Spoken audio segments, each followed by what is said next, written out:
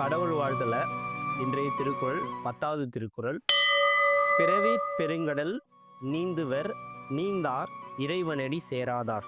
இந்த திருக்குறளுடைய பொருள் என்ன அப்படின்னு பார்த்தீங்கன்னா, கடவுளுடைய திருவடி வந்து யார் சேருவாங்க அப்படின்னா, யாரெல்லாம் இந்த பிறவாத ஒரு நிலை, அதாவது இந்த பிறவி பெருங்கடல் சொல்லுவாங்க. நம்ம கடல்ல வந்து நீந்த முடியுமா? நம்மளால நீந்தலாம்.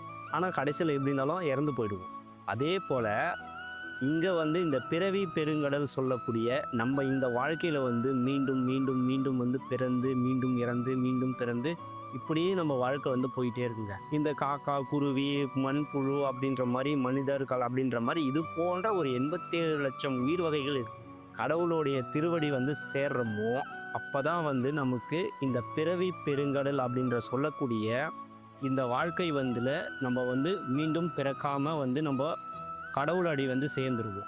யாரெல்லாம் சேர மாட்டாங்க மீண்டும் பிறப்பாங்க அப்படின்னா, கடவுளுடைய பாதத்தை யாரெல்லாம் வணங்காமல் இருக்காங்களோ அவங்க மீண்டும் பிறப்பாங்க.